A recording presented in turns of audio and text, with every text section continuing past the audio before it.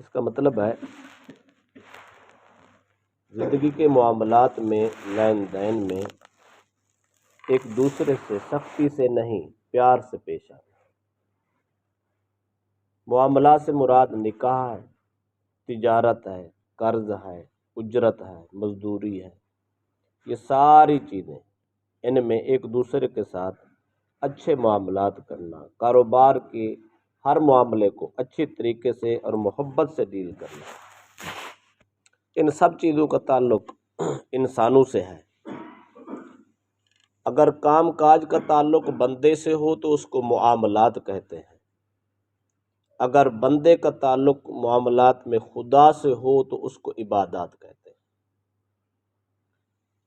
اگر معاملات میں نیت اچھی ہو، خیر کی نیت ہو، بھلائی کی نیت ہو، تو اللہ ان دنیا کے معاملات کو عبادات میں شامل کر لیتا ہے۔ بظاہر بندہ اپنے معاملات کر رہا ہوتا ہے، ایک دوسرے کے ساتھ ڈیلنگ کر رہا ہوتا ہے، حقیقت میں وہ عبادت لکھی جا رہی ہوتی ہے۔ اس باب کی پہلی حدیث ہے حضرت جابر رضی اللہ تعالی عنہ سے، صحیح بخاری کی حدیث ہے۔ حضرت جابر فرماتے ہیں رسول اکرم صلی اللہ علیہ وسلم نے دعا دی کہ رحم اللہ رجلا سمحا اذا باع و اذا اشترى و اذا اقتضى۔ نبی اکرم صلی اللہ علیہ وسلم نے فرمایا اللہ تعالیٰ اس شخص پہ رحم فرمائے جو آدمی بیچتے وقت بھی نرمی کرے، خریدتے وقت بھی نرمی کرے، جب کسی چیز کا تقاضا کرے تب بھی نرمی سے پیش۔ بیچتے وقت نرمی کا مطلب یہ ہے کہ گاہک کو کم یا خراب چیز دینے کی کوشش مت کرے، اچھی چیز دیں، اگر اس میں کوئی خرابی ہے تو خریدنے والے کو آگاہ کر دیں کہ میری اس چیز میں فلاں خرابی ہے، فلاں مسئلہ ہے، یہ میرا جانور ہے، اس کے اتنے تھن کام کرتے ہیں، اتنے نہیں کرتے، یہ بیمار ہے یا صحت مند ہے۔ جس وقت آدمی کوئی چیز بیچ رہا ہو تو خریدنے والے کو صحیح آگاہی دے دے، خراب چیز نہیں، صحیح چیز دینے کی کوشش کرے، تو یہ بیچنے میں نرمی ہے۔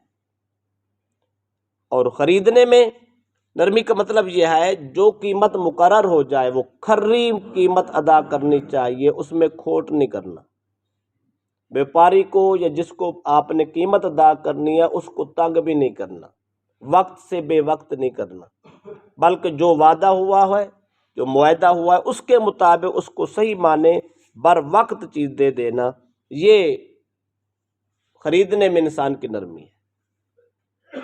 اور تیسرا ہے تقاضے میں، اگر کسی آدمی کے ساتھ آپ نے قرض دیا ہے یا لیا ہے، اب جب واپس کرنا ہے تو تقاضا کرتے ہو بھائی میرا قرض واپس کر دے، میری فلاں چیز واپس کر دے، تو اس میں بھی نرمی کرنی چاہیے۔ نرمی کا مطلب یہ ہے کہ اگر مقروض جو ہے وہ مجبور ہے تو اس کو تھوڑی سی ریلیف دے دو، تھوڑی سی مہلت دے دو، اس کے ساتھ پیار سے پیش آ جاؤ۔ اگر یہ تین صفتیں انسان کے اندر پیدا ہو جائیں تو وہ انسان اللہ کا مقبول ہو جاتا ہے۔ قرآن پاک میں اللہ پاک نے اس کا ذکر کیا، فرمایا وَإِنْ كَانَ ذُو عُسْرَةٍ فَنَظِرَةٌ إِلَىٰ مَيْسَرَةٍ۔ اگر قرض دار تنگی والا ہے، پریشان ہے، مقروض تو ہے، قرض تو اس نے لیا ہے پر تنگ دست ہے، مجبور ہے، تو اللہ فرماتا ہے اس کو آسانی دے دو، اس وقت تک آسانی اور مہلت دے دو جب تک اس کے حالات اچھے نہیں ہوں۔ یعنی یہاں یہ ذکر ہے قرض تو لینا ہی لینا ہے، آج نہیں تو کل صحیح، کل نہیں تو مہینے کے بعد صحیح۔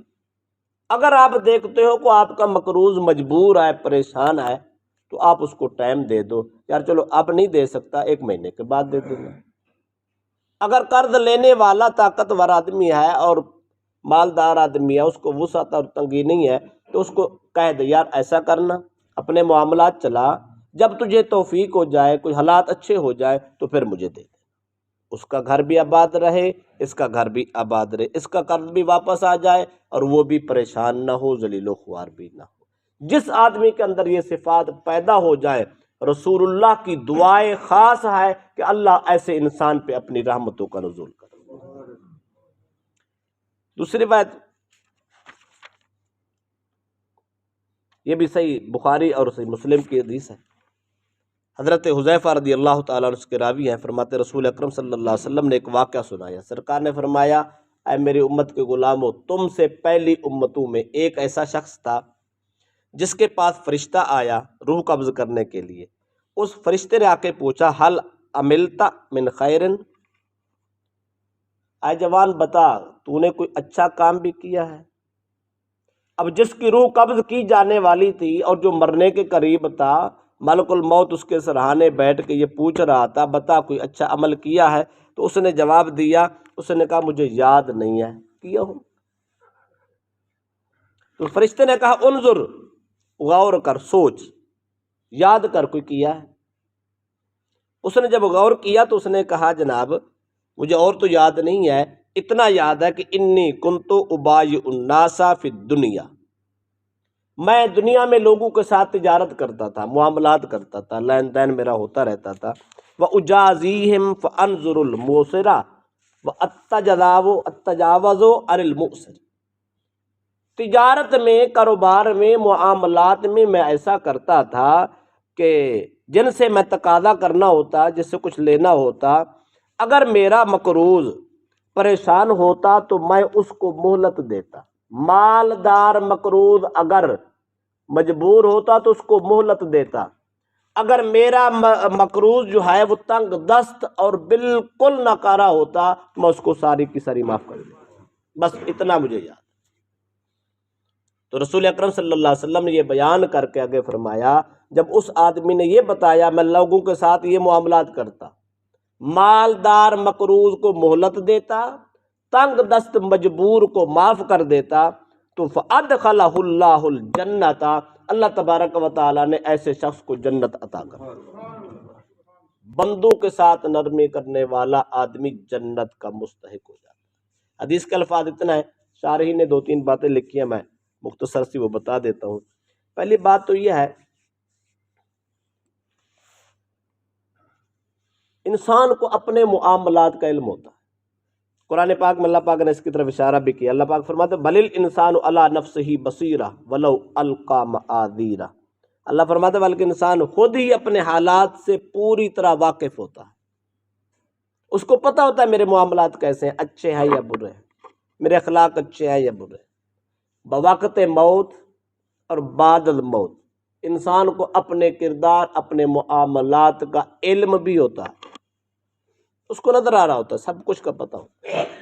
اس لیے اس جوان نے کہا کہ جب غور کیا نا، اس نے کہا ساری زندگی میری اچھی گزری ہے، پر میری زندگی میں اخلاق بھی تھا، نرمی بھی تھی، محبت بھی تھی، معاملات میں سب سے کرتا، تجارت سب سے کرتا، کاروبار سب سے کرتا، لیکن میں حالات دیکھ کے ان کے ساتھ معاملات کرتا، میں اپنے اخلاق سے کسی کو پریشان نہیں کرتا تھا۔ اس کو یہ یاد تھا، اس لیے اس نے اس کا جواب بھی دے دیا۔ تو یہ عمل اللہ پاک کو اتنا پسند ہے، اللہ پاک نے فرمایا کہ اے میرا بندہ یہ کام تو میرا ہے، یہ کام تو میرا ہے، مہلت دے دینا، معاف کر دینا۔ اگر تو نے میری صفت اپنائی ہے، میری صفت اپنانے والے بندے سے مجھے اتنا پیار ہے، اتنا پیار ہے، میں اس کو دوزخ میں نہیں ڈالتا، میں اس کو جنت میں داخل کرتا۔ لہذا نرمی کرنا خدا کی صفت ہے۔ رب رحمان ہے، رب رحیم ہے، وہ بڑا مہربان ہے، 70 ماؤں سے زیادہ پیار کرنے والا ہے۔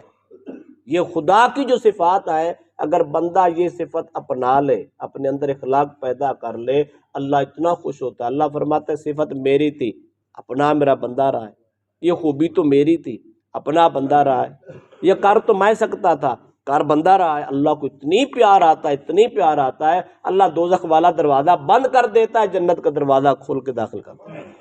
لہذا ہمیں نرمی کی زندگی، اخلاق کی زندگی اور پیار کی زندگی اپنانی چاہیے، اس میں بہت بڑی خیر ہے، اللہ بھی راضی، اللہ کے بندے بھی راضی۔ آخری بات، علماء نے یہ بھی لکھا ہے، کتنا کام تھا بھائی، کر تو وہ لے ہی لیتا، تھوڑی سی مہلت دے دیتا، رب کو ادا پسند آ۔ اس کا مطلب ہے چھوٹا سا نیک عمل بھی ہو وہ بھی انسان کو کامیاب کر جاتا، لہذا چھوٹی نیکی سمجھ کے بھی مت، اور یہ بھی یاد رکھ لیں چھوٹا گناہ سمجھ کے بھی مت کریں۔ آپ دیکھ لیں ایک چنگاری ہوتی ہے، کتنی ہوتی ہے؟ چھوٹی سی چنگاری اگر وہ لگ جائے تو پورے کا پورا گھر تباہ ہو جائے، پوری کی پوری فیکٹری کو آگ لگ جائے، پورے کا پورا محلہ اس کی لپیٹ میں آ جاتا ہے۔ بعض چھوٹے سے گناہ ایسے ہوتے ہیں وہ انسان کی ساری زندگی کا کیا کرتا سارا برباد کر دیتے ہیں۔ لہذا چھوٹا جرم ہو تو اس کو کرنا نہیں، یہ نہیں ہے کہ چھوٹا سا جرم ہے کیا ہوتا ہے، جرم چھوٹا ہے یا بڑا ہے، گناہ چھوٹا ہے یا بڑا ہے، اس سے پرہیز کرنا لازم ہے، نیکی چھوٹی ہے یا بڑی ہے اس کو کر دکھانا لازم ہے۔ اگر یہ دو صفتیں انسان میں پیدا ہو جائے